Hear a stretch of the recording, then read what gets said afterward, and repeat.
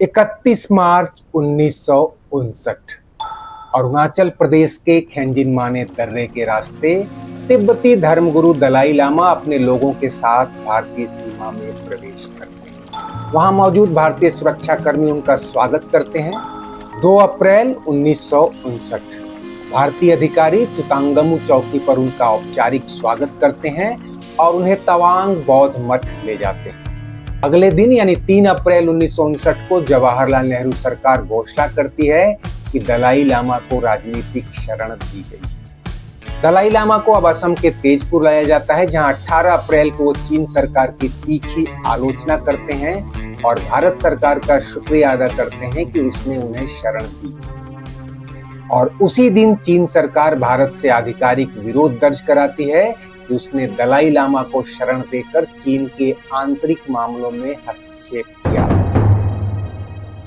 और यहां से भारत चीन रिश्ते बिगड़ने शुरू होते हैं और यही बिगाड़ आगे चलकर 1962 में भारत चीन युद्ध का कारण बनता है। चीन के तमाम विरोध प्रतिरोध के बावजूद दलाई लामा अगले 66 साल भारत में बिताते हैं और अब जब 90 साल की उम्र में 2 जुलाई 2025 को सिर्फ इतना कहते हैं कि मेरे बाद भी दलाई लामा की परंपरा जारी रहेगी और उनका उत्तराधिकारी यानी अगला दलाई लामा चुनने का अधिकार सिर्फ गादेन फोड्रंग ट्रस्ट को होगा, ना कि किसी बाहरी सरकार या संस्था को, तो चीन उनके इस बयान पर भड़क उठता है। चीनी विदेश मंत्रालय आनन फानन में बयान जारी कर कहता है कि अगले दलाई लामा की पहचान और चयन को तभी मान्यता मिलेगी जब उसे चीन सरकार की मंजूरी होगी। दलाई लामा के बयान में ऐसा क्या है कि दुनिया की दूसरी सबसे बड़ी सैन्य ताकत कहे जाने वाले चीन की नींद उड़ गई। आर्थिक और सैन्य मोर्चे पर बड़ी बड़ी डींगे हाँकने वाला चीन आखिर क्यों हिमाचल की वादियों में शरणार्थी की तरह जीते आ रहे एक निहत्थे बौद्ध संत से इतना डरता है कि उसके मरने के बाद उसका पद कायम रहने की चिंता उसे अभी से सताने लगी। भारत का इस मसले पर क्या स्टैंड रहने वाला है और ये मसला उसके लिए कितना मायने रखता है, ये सब जानने से पहले संक्षेप में थोड़ा जानते चले कि दलाई लामा चीन की कमजोर नस कैसे। हम आपको इसके पूरे इतिहास में तो नहीं ले जाएंगे, लेकिन संक्षेप में ही थोड़ा बैकग्राउंड जानते चलिए। 1949 में माओ त्से तुंग यानी माओ की अगुवाई में कम्युनिस्ट पार्टी चीन की सत्ता में आती है। 1950 में चीनी सेना यानी पीपल्स लिबरेशन आर्मी तिब्बत पर आक्रमण कर उस पर कब्जा कर लेती है। तिब्बत जो ऐतिहासिक रूप से स्वतंत्र और स्वायत्त रहा था, उसके पास अपनी आधुनिक सैन्य शक्ति तो थी नहीं। 1951 में तिब्बत चीन के साथ एक 17 सूत्री समझौते पर हस्ताक्षर करने को मजबूर होता है, जिसके तहत तिब्बत को चीन का हिस्सा मान लिया जाता है। इसमें तिब्बत की एक हद तक धार्मिक और सांस्कृतिक स्वायत्तता जारी रहने देने की बात होती है, लेकिन धीरे धीरे चीन की कम्युनिस्ट सरकार अपना रंग दिखाती है और अपनी नीतियां तिब्बत पर थोपना शुरू करती है। तिब्बती संस्कृति, धर्म और परंपराओं पर चीनी दमन बढ़ने से तिब्बतियों में आक्रोश पैदा होता है। चीन इन्हें कुचलने की कोशिशें भी करता है और 1958 तक चीन दलाई लामा पर निगरानी बढ़ा देता है। लहासा में चीन के खिलाफ विद्रोह होता है तो वहां चीनी सेना की तादाद बढ़ने लगती है और ऐसी खबरें फैलती हैं कि जल्द ही दलाई लामा को गिरफ्तार किया जा सकता है। ऐसे हालात में 31 मार्च 1959 को दलाई लामा तिब्बत से पलायन कर भारत में शरण लेते हैं। खैर, उसके बाद जो हुआ वो आपको पता है। अब सवाल है कि इतने साल बीत जाने और तिब्बत पर चीनी शासन के बीच वहां की एक पूरी पीढ़ी के चीनी सत्ता और संस्कृति के रंग में रंग जाने के बाद भी चीन को दलाई लामा से इतना डर क्यों लगता है? पहला कारण तो चोर के भीतर का डर है। चीन जानता है कि तिब्बत पर उसका जबरन कब्जा अब भी तिब्बतियों को भीतर से कचोटता है और उन्हें अंतर्राष्ट्रीय सहानुभूति भी प्राप्त है। दलाई लामा को अब भी बहुसंख्यक तिब्बती बौद्ध समुदाय अपना धर्मगुरु मानता है और जिन परिस्थितियों में उन्हें अपना देश छोड़ निर्वासित होना पड़ा, उसका आक्रोश अब भी उनके भीतर है।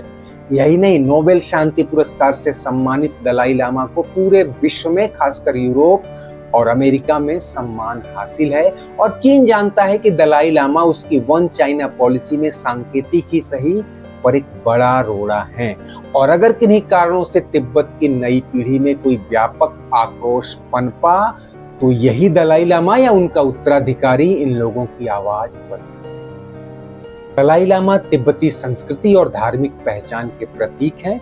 उनकी उपस्थिति तिब्बतियों को अपनी सांस्कृतिक विरासत को बनाए रखने के लिए प्रेरित करती है, जो चीन की एकीकरण की नीतियों के खिलाफ है। जब तक दलाई लामा हैं या उसके नियंत्रण से बाहर हैं, तिब्बत पर उसके कब्जे के खिलाफ अंतर्राष्ट्रीय जगत में सवाल उठते रहेंगे। 14वें दलाई लामा के बाद अगर 15वें दलाई लामा का चयन होता है और वह बाहर से ही तिब्बत की निर्वासित सरकार की अगुवाई करते रहते हैं, तो चीन पर मानवाधिकारों के हनन का दाग कभी मिटने वाला नहीं। यानी कुल मिलाकर चीन दलाई लामा को अपनी आंतरिक स्थिरता के लिए खतरे के रूप में देखता है। जहां तक भारत सरकार के इस पर स्टैंड लेने की बात है, बीते 60-70 सालों में काफी कुछ घटित हुआ है। दलाई लामा को खुला समर्थन या उन्हें चीन के खिलाफ भड़काकर भारत सरकार चीन से सीधे दुश्मनी नहीं मोलना चाहती, खासकर एक ऐसे समय में जब कमजोर पड़ते रूस और छलते अमेरिका के बीच भारत खुद को ठगा सा महसूस कर रहा है। चीन के साथ भारत की करीब 4000 किलोमीटर लंबी सीमा खतरे के साए में रहती है। पाकिस्तान के साथ हालिया झड़प और उसे चीन के खुले समर्थन के बाद ये खतरा बढ़ गया है कि अगर भारत तिब्बत मसले पर ज्यादा आक्रामक हुआ तो कश्मीर पर अब तक औपचारिक दखल से बचता आ रहा चीन भी इसमें पाकिस्तान के साथ खुलकर कूदेगा। दूसरा पहलू भी है, एक ऐसे समय में जब चीन हर मोर्चे पर भारत को घेरने में लगा है और भारत को आर्थिक प्रतिद्वंदी मानते हुए इसके विकास को बाधित करने की पुरजोर कोशिश करता रहा है, ऐसे में चीन को काबू करने के लिए भारत दलाई लामा को एक कूटनीतिक हथियार बना सकता है। खासकर जम्मू कश्मीर से धारा 370 हटने के बाद जिस तरह चीन लद्दाख और अरुणाचल को लेकर अनाप शनाप बयानबाजी करता है और एक तरह से इन्हें भारत का हिस्सा मानने से इनकार करता है, तिब्बत विवाद को जिंदा रखना भारत के हित में ही होगा, खासकर तब जब पूरा अंतर्राष्ट्रीय समुदाय कम से कम इस मसले पर भारत के साथ होगा।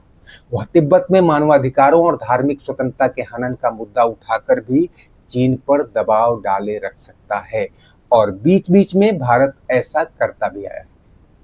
लेकिन अमेरिका में ट्रंप सरकार के आने के बाद और खासकर ऑपरेशन सिंदूर के बाद जिस तरह अमेरिका ने भारत से छिटककर पाकिस्तान को पुचकारना शुरू किया है और वो टैरिफ को लेकर भी भारत पर जिस तरह के दबाव बनाता आया है, एक कूटनीतिक खेमा मानता है कि हमें तिब्बत यानी दलाई लामा के मसले पर तटस्थ रहना चाहिए और इसका ध्यान रखना चाहिए कि चीन से तनाव का फायदा कोई और देश भारत के खिलाफ न उठा ले।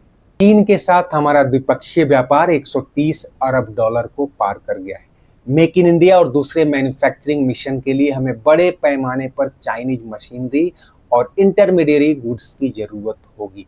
ऐसे में उसके साथ आर्थिक जुड़ाव बना रहे, ये न केवल हमारे हित में है बल्कि अमेरिकी तिकड़मों से बचने में एक तरह का फायरवॉल का भी काम करेगा। चिंता यह भी है कि दलाई लामा के साथ भारत आए करीब 80,000 तिब्बती शरणार्थियों की तादाद बीते 6-7 दशकों में काफी बढ़ी है। उनकी नई पीढ़ी यहाँ भी अपने लिए अधिकारों की मांग करेगी। ऐसे में कल को ऐसा न हो कि वो अपनी मूल जमीन तो लेने से रहे, भारत की अखंडता के लिए चुनौती बन जाए। यानी कुल मिलाकर भारत को इस मसले पर तनी हुई रस्सी पर चलना है, यानी बैलेंस बनाकर। समय और हालात के मुताबिक वो इधर या उधर थोड़ा झुकाव ले सकता है और लेता भी रहा है। खैर, आप इस बारे में क्या सोचते हैं, अपना रुख भी बताएं। कमेंट बॉक्स में आपकी हर राय का स्वागत है। चलते चलते वीडियो लाइक और शेयर तो करें ही, अगर चैनल सब्सक्राइब नहीं किया है तो वो भी कर लें। शुक्रिया, नमस्ते।